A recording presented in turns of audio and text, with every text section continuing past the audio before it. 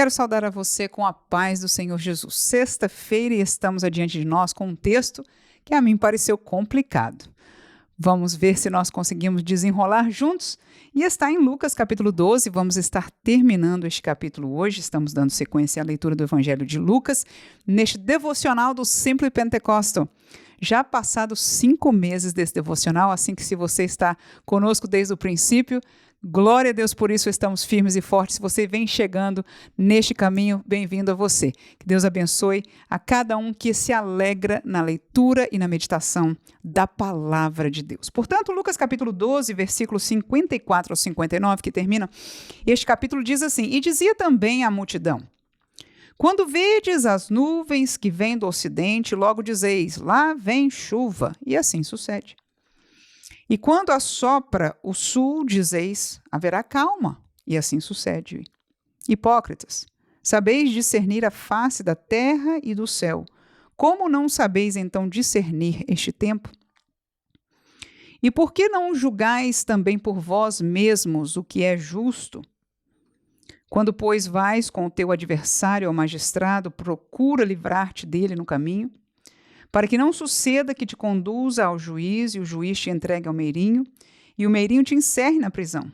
Digo-te que não sairás dali enquanto não pagares o derradeiro cetil. Este texto está trazendo 2 interrogações, indagações de Jesus àquela multidão, a pessoas que estavam o ouvindo, mas que pelas suas perguntas, estavam vivendo uma vida desconectada da prática, da realidade, de um viver conectado com a lei de Deus, com o reino de Deus. Porque ele pergunta, a primeira coisa, acerca de discernir o tempo. Ele faz esta colocação de que vocês que estão me ouvindo sabem bem julgar, discernir o tempo físico, pelas nuvens, pelos ventos, enfim. E ele fez uma pergunta de caráter espiritual, posso entender claramente, porque ele não estava falando do tempo em termos de chuva, ou sol, ou temperatura, ou estação de verão, inverno, outono, mas sim o tempo dispensacional, o tempo de Deus para aquela geração, e esta foi uma das palavras, inclusive, que Jesus usou quando chorou sobre Jerusalém, que eles não reconheceram o dia da sua visitação. Portanto, este tempo era a visitação de Deus em enviar seu Filho, o Messias, Jesus Cristo, e a pergunta de Jesus foi essa: como vocês não conseguem discernir o tempo? E nós podemos aplicar para nós hoje. É difícil entender, e eu penso que Jesus e o Espírito Santo, que hoje nos traz esta palavra viva ao nosso coração, nos pergunta essa mesma realidade. Vocês discernem tantas coisas da realidade humana. Conseguem discernir coisas de astronomia, de ciência e coisas difíceis, mas não conseguem discernir o tempo que estão vivendo. Qual o tempo que nós estamos vivendo? Estamos vivendo os últimos dias da igreja, o tempo que antecede a vinda de Jesus, e muitos que são chamados, se chamam igreja, que estão nos templos evangélicos, que estão segurando uma Bíblia em sua mão, não estão discernindo, não estão vivendo de acordo como quem está discernindo o tempo, porque a gente pode até dizer, eu sei, mas se você não vive desta maneira, então, em verdade, não está discernindo este tempo. Segunda pergunta de Jesus, é porque vocês não julgam por vocês mesmos o que é justo, ou seja, a lei está disposta, a verdade da palavra está proposta. Por que as pessoas que estavam escutando a Jesus praticavam injustiça? Estavam ainda adorando ídolos. Estavam vivendo uma vida desconectada de uma seriedade, de uma busca a Deus, de uma vida dedicada ao Senhor, de uma vida que se ligava nas coisas espirituais. Ali esteve João Batista, ali estava Jesus já há um tempo pregando, fazendo milagres. Por que é que eles não estavam verificando a sua vida? Alguns fizeram quando João Batista, que pregava o batismo do arrependimento, lhe declarou na cara deles a situação que eles estavam, e muitos se arrependeram. Mas Jesus olha para aquela geração, e eu estou falando de uma geração de judeus, de israelitas, de filhos de Abraão, ou seja, nominalmente o povo de Deus. E hoje nós temos também uma massa enorme de um nominal povo de Deus. Digo que é nominal porque, assim como os judeus na época de Jesus, muitos se diziam judeus, mas não são judeus, segundo a palavra que Jesus usou. Semelhantemente, por quê? Porque o judeu, segundo Jesus, escuta essa, porque é bem interessante. O judeu era reconhecido por ser judeu por causa da circuncisão na carne, mas Jesus agora traz uma realidade de uma circuncisão feita no coração.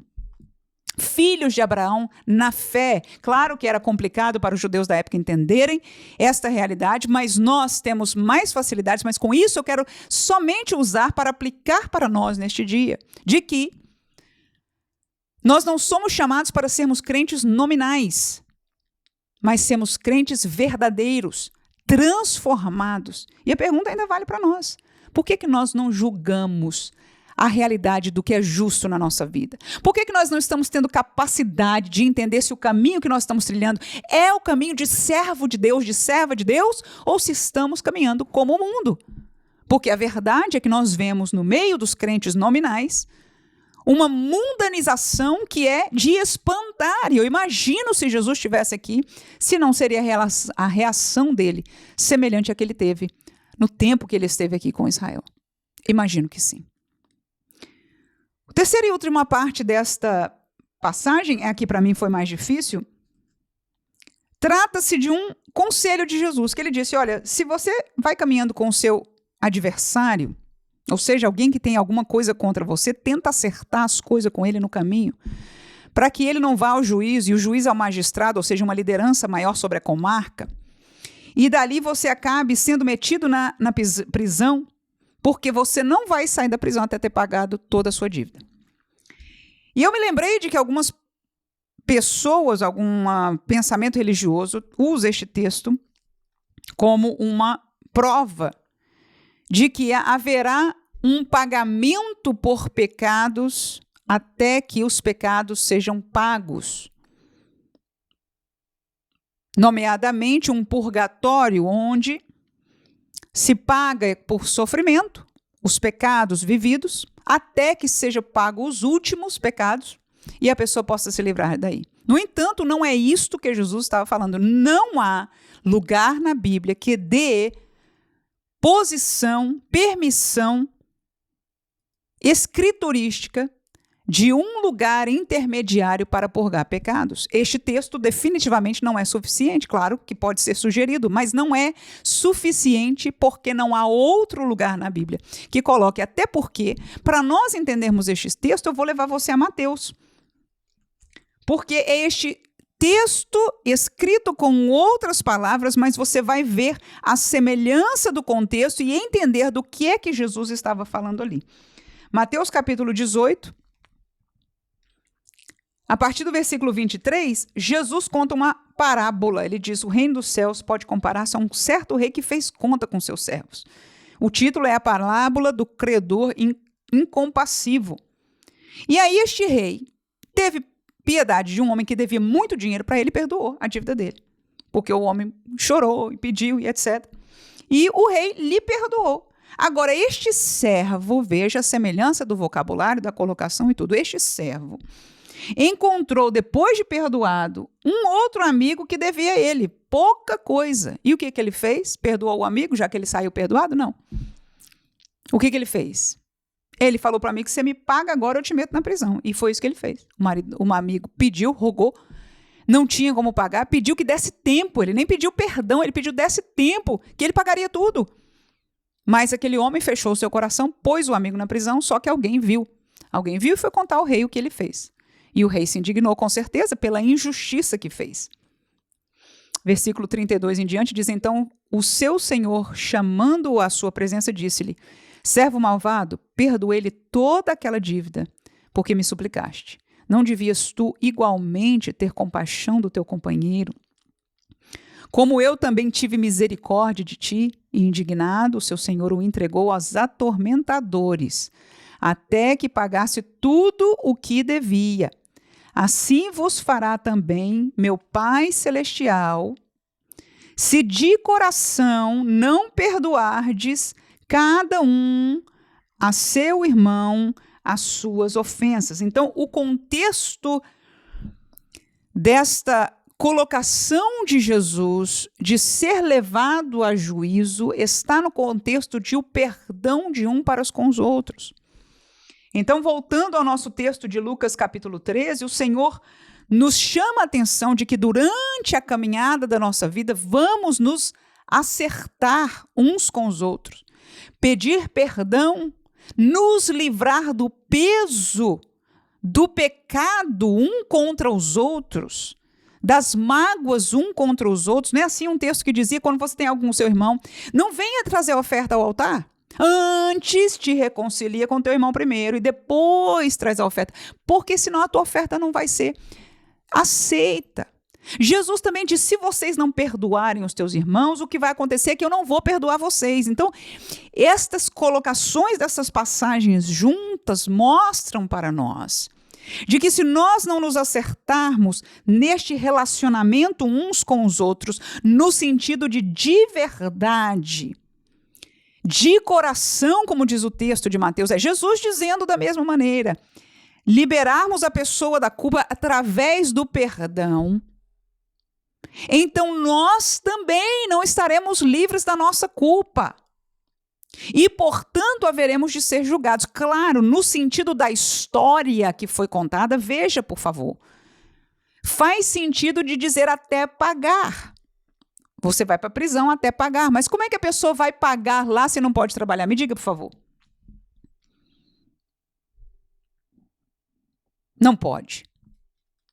Então, esta mesma realidade é o que acontece. Ou seja, Deus trabalha com a justiça. Se a nossa dívida é essa, mas não há como pagar no além a nossa justiça. Alguém quer crer que alguém possa pagar por nós. Mas a Bíblia diz, a alma que pecar, aleluia. Cada um de nós seremos responsáveis e responderemos diante de Deus pelas nossas ações, por aquilo que nós cremos, por aquilo que nós aceitamos e por aquilo que nós fizemos. Então, o conselho de Jesus para nós, terceiro e último conselho deste texto, difícil, mas lindo, e que é a palavra de Deus para nós, é que nós não deixemos de lado estas situações de rancor, de falta de perdão, que muitas vezes estão arraigadas na nossa vida. Às vezes eu confesso a você que foi necessário rogar, chorar, jejuar diante de Deus, até conseguir liberdade para perdoar. Seja qual for o preço, é o que ele diz, olha, procure livrar-te dele no caminho, ou seja, se veja livre deste problema, não meça esforços. Aleluia! Porque quando nós liberamos alguém, nós também nos fazemos livres da condenação do Senhor. Glória a Deus. Então precisamos nos livrar deste problema. Precisamos procurar, precisamos a pessoa, precisamos acertar esta situação enquanto estamos aqui na vida, para que não aconteça que nós tenhamos que pagar. Por isso, por causa do Senhor já não poder perdoar as nossas dívidas.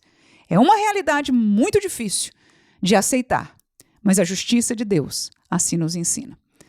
Peso para nós levarmos para o fim de semana, mas que Deus nos dê graça, até porque quando nós saímos de problemas como estes, de rancor, de falta de perdão, a liberdade maior quem goza é o nosso coração. Amanhã estará conosco a professora Vânia da Silva, levando-nos a um devocional no livro de Jeremias. Espero vos ver lá também. A paz do Senhor.